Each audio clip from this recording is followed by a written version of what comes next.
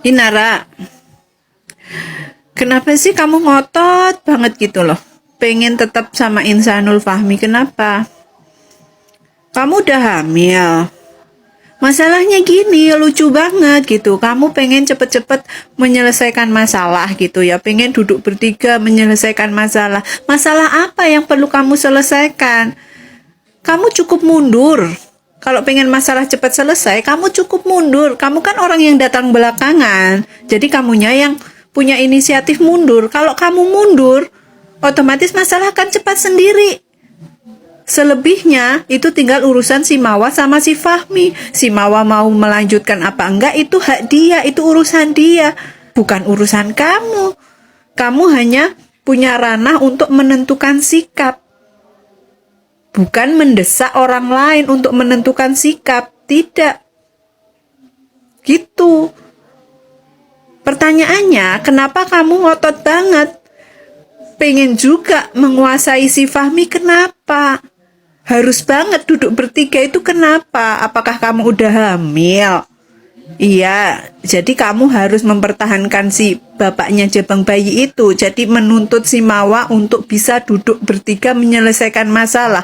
Kalau aku ya, kalau misalnya si Mawa itu memblokir kamu atau memutus komunikasi sama kamu, itu hal yang manusiawi. Karena apa? Karena itu dia itu lagi marah. Aku pun kalau ada orang seperti kamu ngerecokin rumah tanggaku, ya aku blok. Terserah, bodoh amat. Itu adalah bentuk kekecewaan dia dan itu sah-sah aja. Kamu gak bisa ngatur dia harus follow kamu, dia harus membalas chat kamu, dia harus mengikuti kemauan kamu. Gak ada urusan. Gak ada urusan, itu hak dia.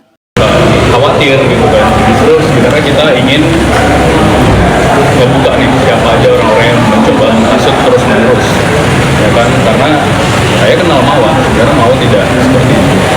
Kamu mengenal orang-orang yang diduga menghasut ini atau bagaimana? Kenal, tapi nanti biar dari bapak penyidik aja kan. Kan kamu di awal waktu itu yang pas respon pertama di sini mengatakan maunya kamu memastikan untuk Mawa tidak langsung ke kasusnya yang tidak terseret kan. Tapi kalau misalnya nyatanya nanti Mawa terseret juga gimana? Dari kamu sebagai suami Belum bisa dijawab.